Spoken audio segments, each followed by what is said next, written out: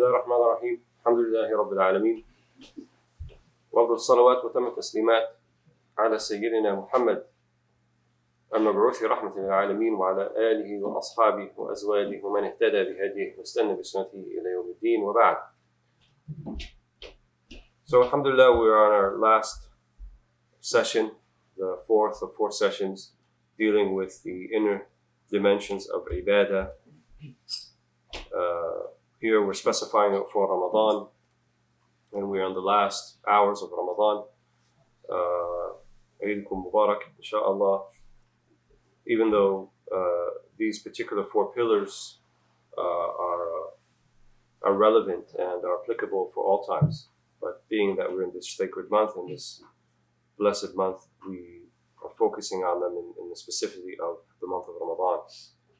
And we had already spoken about the other three pillars, namely as-samt, or silence, al-ju'a, hunger, and uzla, or seclusion. And now we bring ourselves to the last pillar of what we hope to be a spiritual transformation, as has been mentioned previously, as-sahar. Sahar in Arabic, sometimes it's used interchangeably with samar or musamara, which means to avoid sleep, but for that which is something which is beneficial. So sometimes a samar doesn't necessarily mean it's beneficial. And sahar, even in the Arab world today, they say is sahra, like some sort of, you could be attending some sort of concert at night. But in the mustalah, in the terminology of Ahlullah, it's talking about staying up or avoiding sleep for that which is better than sleep. We say in the adhan of the subah prayer, as-salatu khayrun min an-nawm, that prayer is better than sleep. The Quran in Surah Al-Muzammil talks about how Allah subhanahu wa ta'ala knows that the Prophet sallallahu alayhi wa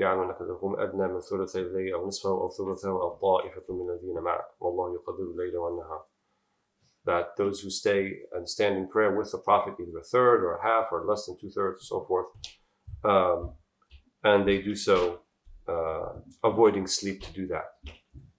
So here it's also signifies the preponderance of staying awake and of choosing something that may be less enticing to the physical pleasures, but more fruitful for spiritual transformation. And that has kind of been the theme of the other three as well. So when we talked about silence, most people prefer to speak, right? And even there's a shahwa of the tongue, right? There's an appetite of the tongue, it wants to speak. But then you can get yourself into trouble when the tongue speaks, because then you could speak of things that could be lies, that could be rumors, that could be innuendo, that could be perversions, that could be backbiting. And that's why the Prophet ﷺ said someone has to say something good or stay silent. And Imam Ibn al-Arabi, he also talked about silence of the heart, right? You can have chatter going on in your heart. So like all these extraneous thoughts and all of these worries that one has, and the heart is very chatterful, and you're trying to remain silent with your tongue, but it's difficult to do so when the heart is kind of going the other direction. So we see that one of the themes also is having the physical aspect of these four pillars. So when it's silence of the tongue. When it's seclusion of the body, but also we want seclusion or detachment of the heart is the main goal. And then we talked about hunger or fasting last time. So the physical fasting that we do in Ramadan, but also the fasting of the heart. Fasting from what? فَكُلِّ مَا سِوَى اللَّهِ, or مُحَبَّةْ كُلِّ مَا سِوَى اللَّهِ. So to fast from the love and the desire and the aspiration for anything except Allah subhanahu wa ta'ala, then would be the spiritual counterpart of the physical fasting, which you need in order to get to the spiritual counterpart. So here when he talks about as-sahar, he says, رضي الله عنه, السهر نتيجة الجوع فإن المعدة إذا لم يكن فيها طعام ذهب النوم والسهر سهران سهر العين وسهر القلب. He said, less sleep is a result of hunger. For the stomach, if it has food in it, then sleep goes away. And that's usually the case, right? Our eating patterns today, however, are that we are so, I think, artificially kind of made to stay awake via caffeine, via sugar, via stimulants, via all sorts of things, that we don't really have natural sleep cycles. And I think that's one of the things, if you're looking at even from a physical wellness point of view, one of the things that even I think modern medicine is beginning to catch up with and rethink once again is, how are people sleeping, right? Are they getting a restful sleep, and are they sleeping in a natural sleep cycle, right? And our bodies are remarkable in that they actually fall into a natural sleep cycle when we don't have these artificial stimulants around us. And the first really artificial stimulant was electricity, was light. So people who lived traditionally before electricity tended to sleep fairly early compared to what we're talking about today. And they also tended to wake up fairly early, way before subah or fajr time would come in. And so that was kind of a natural thing that they had. But now we are artificially made to stay awake via these stimulants that we ingest into the body, or our artificial environments, artificial light and so forth. And many people live a life where they flip the day and the night. And it's unfortunate that many Muslims actually kind of do that during Ramadan. They think they could sleep all day and then just stay awake all night, and that kind of defeats the purpose a little bit of Ramadan. So he said, in a natural state of affairs, the less that you eat, then the less sleep that you will need, because food kind of weighs you, heavies you a little bit, both physically and spiritually. And so then you might feel the tendency to want to go sleep after that. And then he said that there are two kinds of sahar, or as a translator says here, vigilance. So I'm not so sure I agree with that translation, but we'll use it for our purposes. Vigil of the eye and a vigil of the heart. So maintaining a vigil, like a night vigil is what he's referring to. فسهر القلب انتباهه من نومات الغفلات طلبا للمشاهدات، وسهر العين رغبة في بقاء الهمة في القلب لطلب المسامرة. فإن العين إذا نامت بطل عمل القلب، فإن كان القلب غير نائم مع نوم العين فغايته مشاهدة سهره المتقدم لا غير. وأما أن يلحظ غير ذلك فلا. ففائدة السهر استمرار عمل القلب وارتقاء المنازل العلية المخزونة عند الله تعالى. So the two kinds of vigilance, vigil of the eye and vigil of the heart.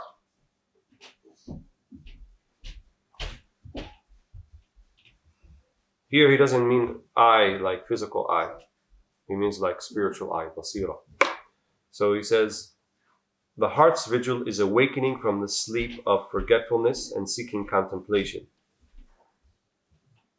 while the eye's vigil is the desire to maintain the spiritual intention in the heart to pursue the quest for musamara, or night converse. Musamara with whom? With Allah subhanahu wa ta'ala. إن في أيام دهركم نفحات ألا فتعرضوا لها. In your days, and also means in your nights, there are nafahat. There are these type of spiritual breezes. And these spiritual breezes are very specific. Some of them come only in certain activities, during certain activities, like spiritual activities, like prayer. So you'll get certain ones while you're in qiyam, while you're standing in prayer, certain ones while you're in sujood, certain ones while you're in ruku'ah, certain ones while you're in a state of fasting. So they're kind of specific in that way. And they're also specific to times of day as well. So Allah subhanahu wa ta'ala arranged, right, the day and the night khilfah, right, one runs into the other, but these kind of spiritual opportunities, right, mushahadat, things that you can recognize, things that you can see, meanings Allah can put in your heart, will vary from one time of day to the next. So we could say, you can argue that during the night there are certain types of nafahat you may not have available to you during the day, and vice versa, right? And there's indications of this in the Quran. وَقُرْآنَ الْفَجْرِ إِنَّ قُرْآنَ الْفَجْرِ كَانَ مَشْهُودًا. Right? The Quran of the Fajr, in other words, the prayer of the Fajr, something specific about that. What's specific about it? كانت مشهودة, right? It's being witnessed. Witnessed by whom? Witnessed by the angels, witnessed by certain group of the angels, witnessed by a certain group of the believers. So there's like a specificity to it, something of what we saw, khasa'is, something special about it that you may not find necessarily in other parts of the day and night. And so that means we want to have ta'mir al-waqt, as they say. Ta'mir al-waqt means you want to ensure that every day, every segment of the day and every segment of the night has something in it where you can avail yourself of that. So if you are a believer and you pray your 5 prayers and you never once in your life woke up before Fajr to pray Tahajjud, are you still a believer? Obviously you are. And obviously Allah did not make it a requirement upon you. But can we say that you're missing out from something? Right? There's something that's going to be available to you during that time that you may not be realized in another time? Most certainly, yes. You may miss out on something when you don't avail yourself of that opportunity. So, our most precious commodity, who we are, our capital, is our time. And so Allah subhanahu wa ta'ala kind of arranges what we said, these nafahat, or these spiritual breezes, during different segments of the day and different segments of the night. So when he says here, the eye's vigil of the basira is to desire to maintain the spiritual intention in the heart to pursue the quest for the musamara, right, with Allah subhanahu wa ta'ala. I want that very specific thing about the night that may not come during the day. For when the eye sleeps, the activity of the heart ceases. But if the heart is not asleep, when the eye is, its objective is contemplation of its previous vigil no more. Indeed, for the heart to observe anything else is not possible. So here he's saying that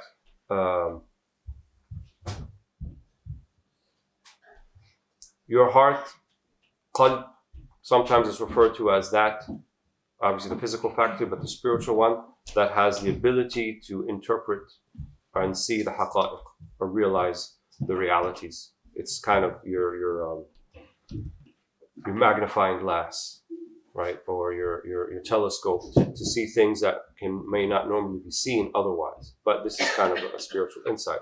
So if the activity of the heart ceases, right, that gihaz, right, that factor is not working, then what are you going to see? You're not going to see anything. So he says you will see only what maybe you saw in a previous vigil, in a previous sahar. Sometimes when you're in that state between sleep and wakefulness, you can recall things that you don't recall in another state, right? And you see those things, whether they're bad or they're good. That's because we have a heightened spiritual awareness when we're in that. Why? Because the senses are somewhat deadened. And so the senses, the physical senses, don't get in the way of seeing those things. That's why when you're asleep, as we said, I think in the previous session, you can see things and your ruh can go in many places, and it's very symbolic what happens in the dream, but oftentimes it represents something very real. And that realness about it, you have access to it when your senses no longer get in the way. And obviously the ultimate sensory experience you're going to have is when you die. That's when the senses are completely deadened, right? But then you see reality as it is. Everybody who becomes a arif billah when they die, even the staunchest one who is a disbeliever, he's going to see reality as it is. And all those things that he denied or she denied during their life, the su'al of the angels, the question of the angels, the reality of the grave and the punishment of the grave and the reality of the afterlife, all those things become real. They already were real, but now they become mushahad. Now they actually see it. Why? Because now their senses are no longer in the way, and their inkar and their denial no longer has any power, because you cannot deny that which is clearly in front of you.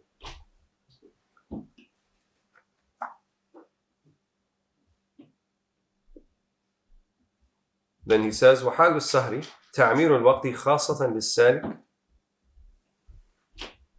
Before that, ففائدة السهر استمرار عمل القلب وارتقاء المنازل العلية المخزونة عند الله تعالى. The spiritual state of vigilance is to cultivate the present moment. What we said, ta'mir al-waqt. for both the seeker and the verifier. If you recall from the last session, we said there's kind of two levels of people. There's the seeker, the sadiq, and the muhaqqiq, the verifier or al-wasit. So both of them seek to do that, except that the verifier and muhaqqiq also has an increase in assuming the lordly attributes or takhalluq al-rabbani unknown to the seeker.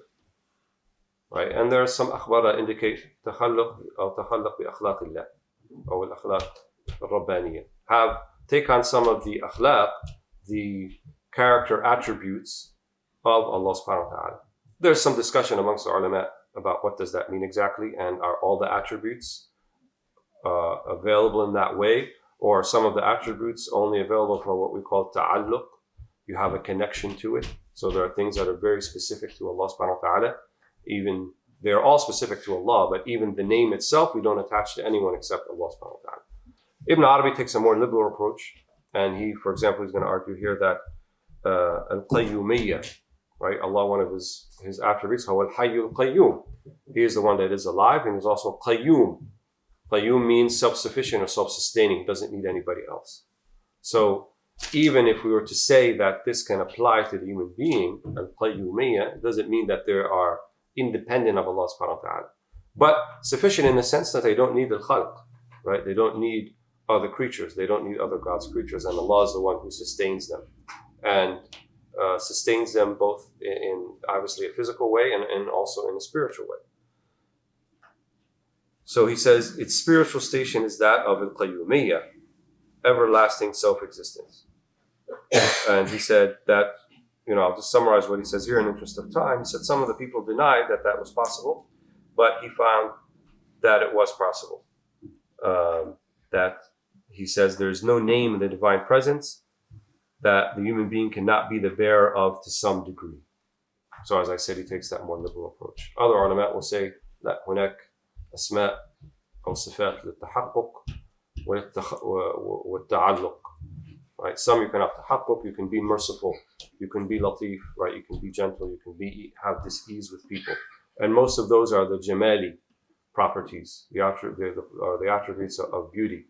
Whereas they argue the attributes of jalal, the jalali properties, like هو القيوم, هو المنتقم, هو المتكبر. Those things, if someone would try to take them on, they would not fit to a human attribute because they're specifically for Allah subhanahu wa ta'ala. They're of magnificence, of jalal. So you have to ta'alluq with them. But in Ibn Arabi, we believe in him and we believe in the things that he saw, and he's talking about experience. He believes there's a way that it can have that property even for the human being, which we're not going to go into now. He doesn't go into it, so we'll just leave it at that. And then he says regarding vigilance, the last line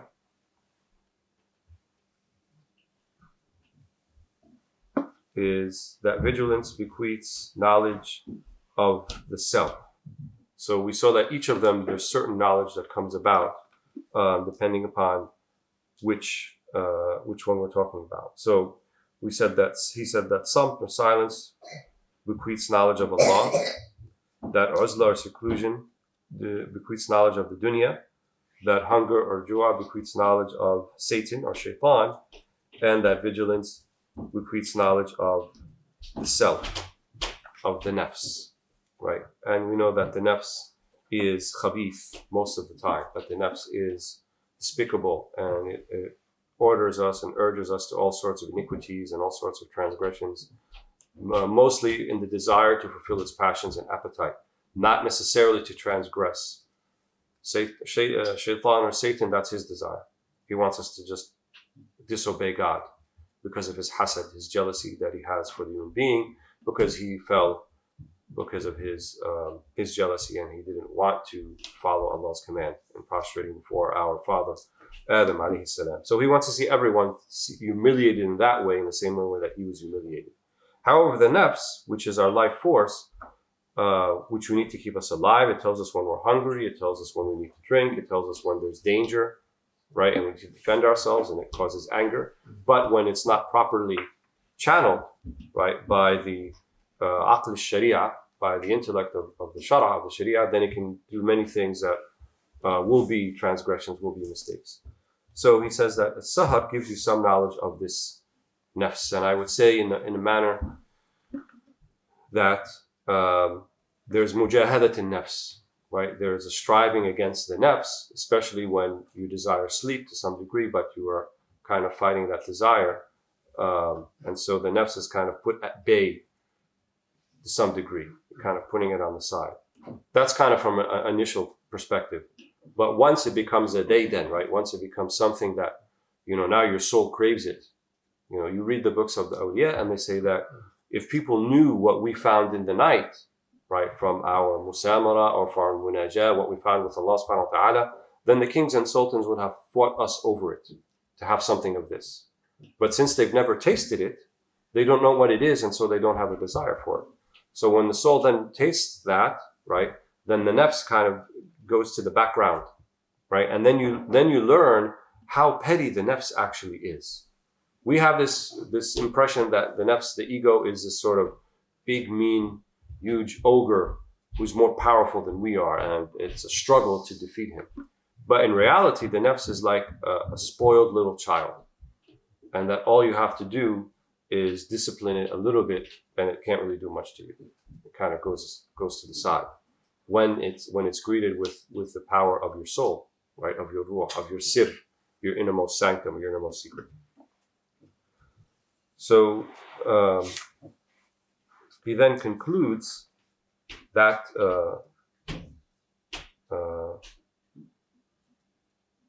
section, and now he says تمت الأركان المعرفة إذا المعرفة تدور على تحصيل هذه الأربع المعارف. He said now we finished all of the four, and he said معرفة, knowledge of God, is these four major things.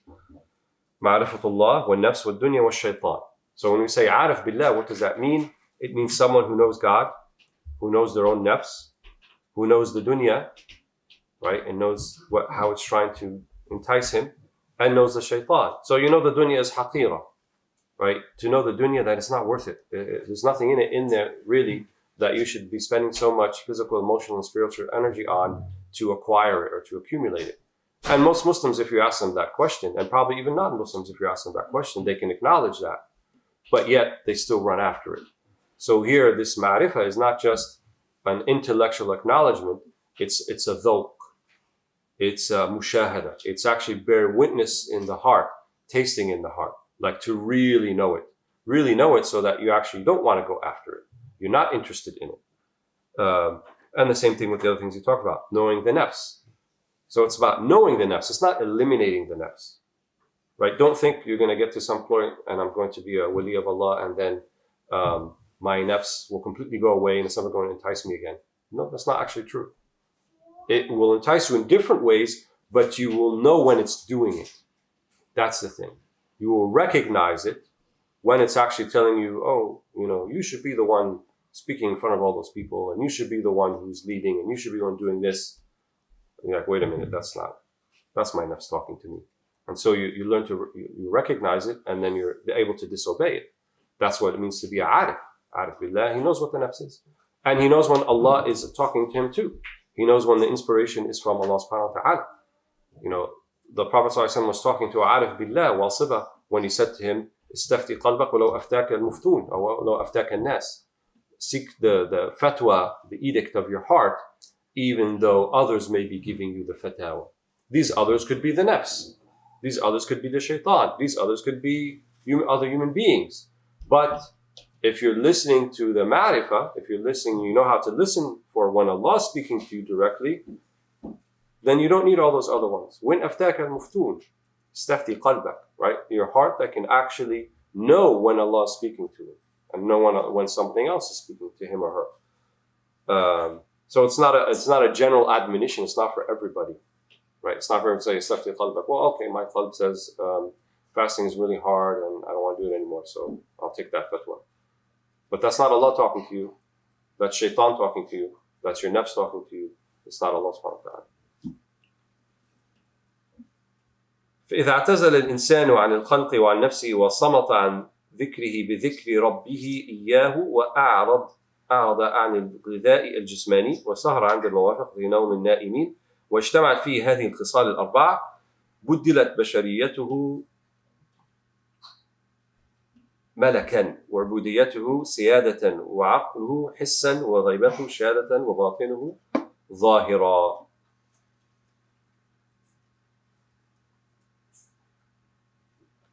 Just have to go back to the English part.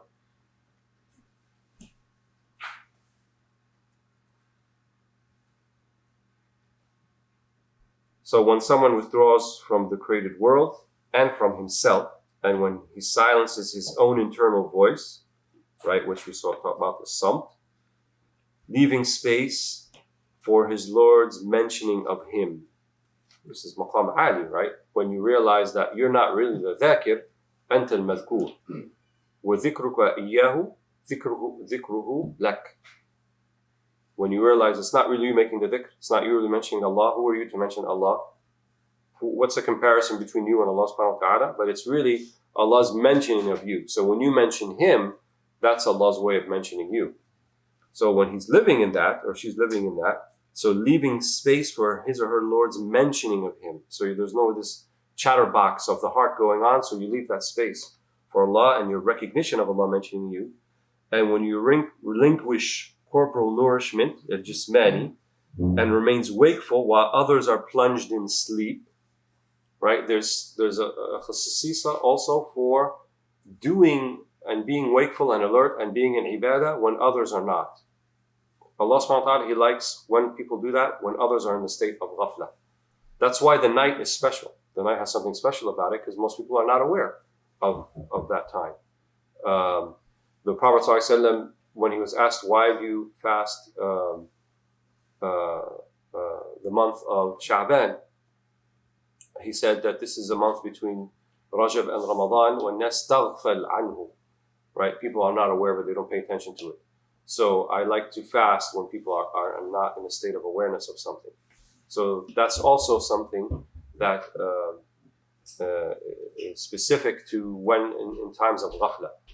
So it can be certain times, certain months, or it could be a certain circumstance, right? The one believer or the one sadiq or the striver amongst many who are not also has a special maqam, right? Because there's no one to help him or her.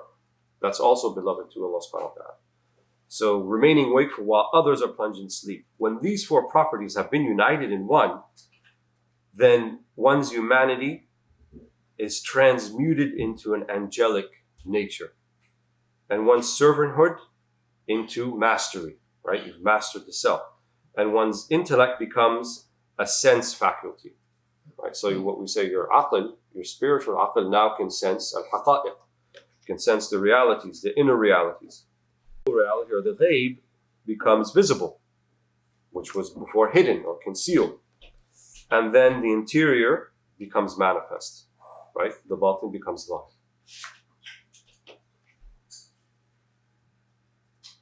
So then Ibn Arabi, he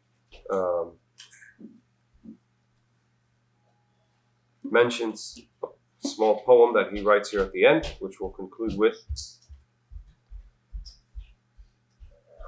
He says, يا من أراد منازل الأبدال من غير قصد منه للأعمال لا تطمعن بها فلست من أهلها إن لم تزاحمهم على الأحوال واصمت بقلبك واعتزل عن كل من يدنيك من غير الحبيب الوالي وإذا سهرت وجعت نلت مقامهم وصحبتهم في الحل والترحال بيت الولاية قسمت أركانه ساداتنا فيه من الأبدال أو قسمت أركانه ساداتهم فيه من الأبدال ما بين صمت واعتزال دائم والجوع والسهر النزيه العالي.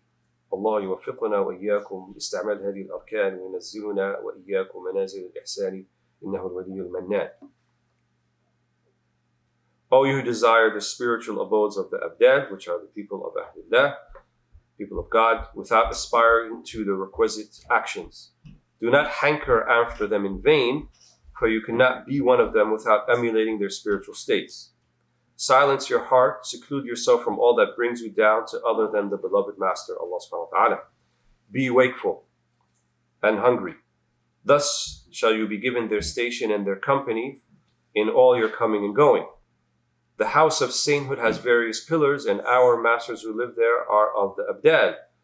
Amidst silence and seclusion, unceasing hunger and vigilance, live those of pure virtue and noble eminence.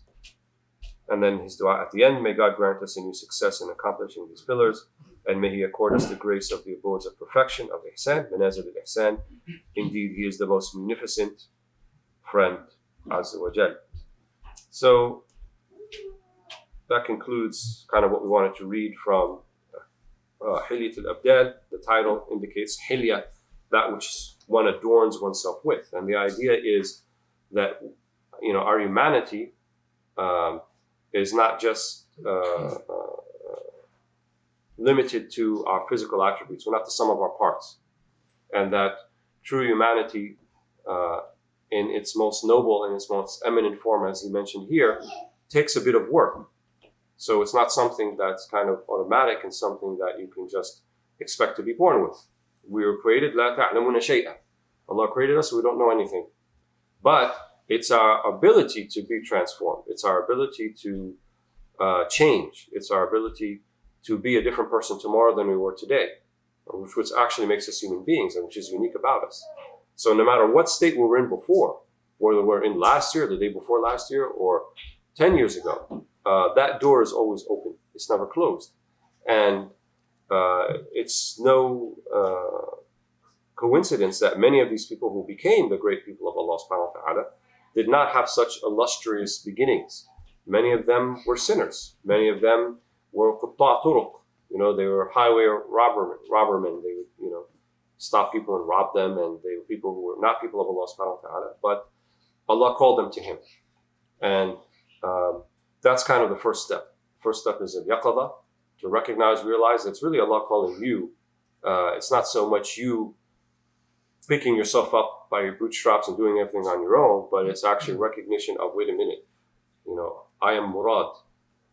I am the one who's being desired here. I'm the one that Allah is pulling to Him, to Allah subhanahu wa ta'ala.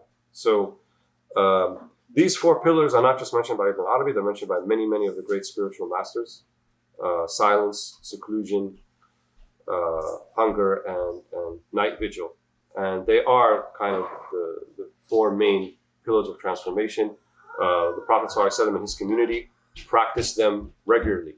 I mean, if you looked at the Sahaba, you would see these attributes in them all the time, to different degrees, obviously. But that was their way. That's what they did.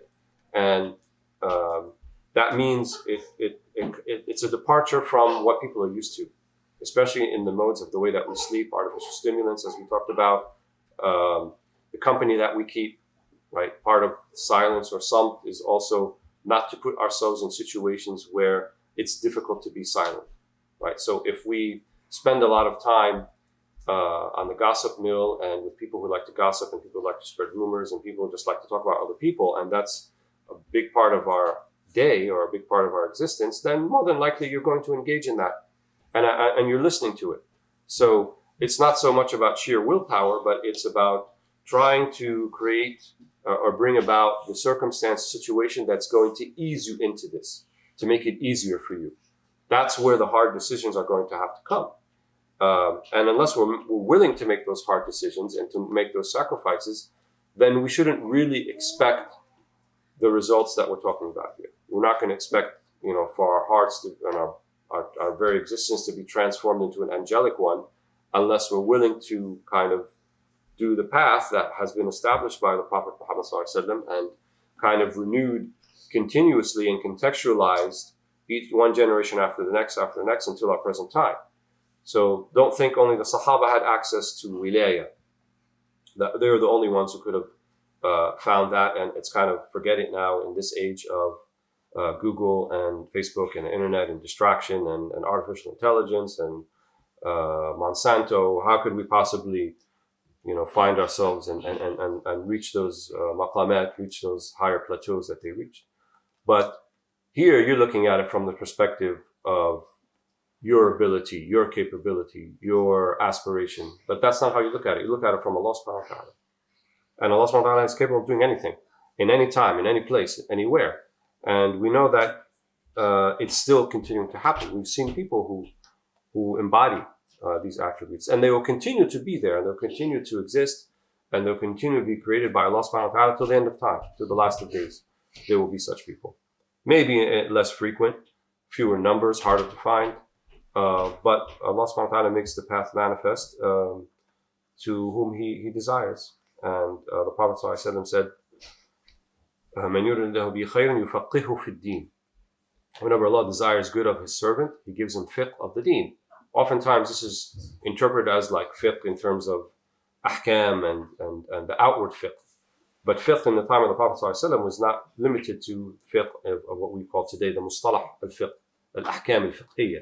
No, fiqh means knowledge, ma'rifah, knowledge of God, knowledge of the divine, knowledge of the divine attributes. So when Allah desires good for you, He will give you knowledge of that deen. So we ask Allah subhanahu wa ta'ala to give us knowledge of the deen, to accept here in the waning hours and our last day of Ramadan, to accept our fasting, to accept our qiyam, to accept our tarawih, to make us from those who are from the liberated from the throngs of the hellfire in these last blessed 10 days, and to be the people whose maghfirah and istighfar is accepted, and whose tawbah is accepted, and who are those who are marhumeen, that Allah gives us His general and His specific mercy in this blessed month and this blessed day of this blessed month.